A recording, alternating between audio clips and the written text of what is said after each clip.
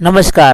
શૈક્ષણિક વર્ષ 2026-27 માં આરટીઈનું ઓનલાઈન ફોર્મ ભરતા સમયે જો બાળકના પિતા ઇન્કમ ટેક્સ રિટર્ન ન ભરતા હોય તો તેમને બાળકના પિતાનું સેલ્ફ ડિક્લેરેશન ફોર્મ અપલોડ કરવાનું હોય છે. જો તમારી પાસે પાન કાર્ડ ન હોય અથવા પાન કાર્ડ હોય પણ તમે ઇન્કમ ટેક્સ રિટર્ન ન ભરતા હોવ તો તમારે સેલ્ફ ડિક્લેરેશન ફોર્મ ભરવાનું રહેશે. આ ફોર્મ એક સેલ્ફ ડિક્લેરેશન સ્વઘોષણા ફોર્મ છે, જેમાં તમારે એ જાહેર કરવાનું છે કે તમારી આવક એટલી નથી કે જેના પર ટેક્સ ભરવો પડે. તો ચાલો શરૂ કરીએ.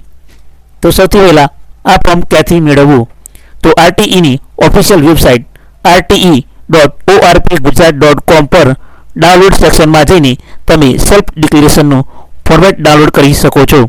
આ ફોર્મ તમારે એવી રીતે ભરવાનું છે જેમાં કોઈપણ પ્રકારની ભૂલ ના હોય તે રીતે ભરીને અપલોડ કરવાનું હોય છે.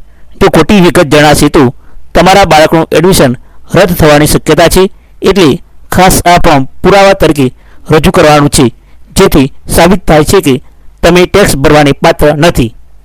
સેલ્ફ ડિક્લેરેશન ફોર્મમાં જ્યાં ખાલી જગ્યાઓ રાખવામાં આવી છે ત્યાં કઈ વિગતો કેવી રીતે ભરવી તેની સંપૂર્ણ માહિતી હું તમને સ્પષ્ટ રીતે સમજાવીશ.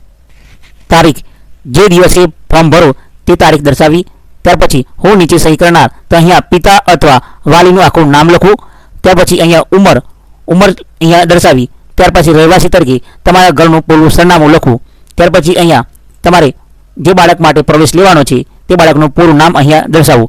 ત્યાર પછી બાળકના પિતા પાસે પાન કાર્ડ ધરાવતા નથી, જો પાન કાર્ડ ના હોય તો અહીંયા ખરાનું ચિહ્ન કરવું, અથવા બાળકના પિતા પાસે પાન કાર્ડ છે તો અહીંયા ખરાનું ચિહ્ન કરવું, અને પાન કાર્ડ હોય તો પાન કાર્ડ નંબર અહીં દર્શાવવાનો રહેશે. ત્યાર પછી બાળકના પિતાની વાર્ષિક આવક, તો તમારા આવકના દાખલામાં જે પ્રમાણે વાર્ષિક આવક દર્શાવેલ હશે તે પ્રમાણે આવકની વિગત તમારે દર્શાવવાની રહેશે. તો સૌથી પહેલાં અહીંયા એ વિભાગમાં બાળકના પિતાની કુલ વાર્ષિક આવક, ત્યાર પછી અને મારા પત્નીની કુલ વાર્ષિક આવક, તો બીમાં બાળકના માતાની કુલ વાર્ષિક આવક લખવાની. ત્યાર પછી અન્ય સભ્યોની કુલ વાર્ષિક આવક, એટલે કે સી વિભાગમાં જે પરિવારમાં અન્ય કોઈ કમાતું હોય તો તેમની આ સી વિભાગમાં આવક લખવી. ત્યાર પછી આ કુલ કૌટુંબિક વાર્ષિક આવક અહીંયા A+, B+ અને C+ આ ત્રણેય આવકનો સરવાળો કરી કુલ રકમ અહીંયા દર્શાવવાની રહેશે. પણ જો બાળકના માતાની કુલ વાર્ષિક આવક ન હોય તો 0 લખવી, અને જો પરિવારમાં અન્ય કોઈ કમાતું ન હોય તો પણ અહીંયા 0 દર્શાવવું.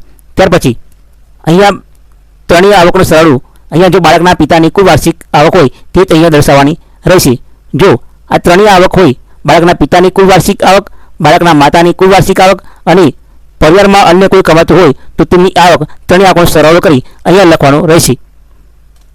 ત્યાર પછી અહીંયા પિતાનું નામ, બાળકના પિતાનું આખું નામ લખી અહીંયા સહી કરવી. ત્યાર પછી બાળકની માતાનું નામ લખી અહીંયા સહી કરવાની રહેશે.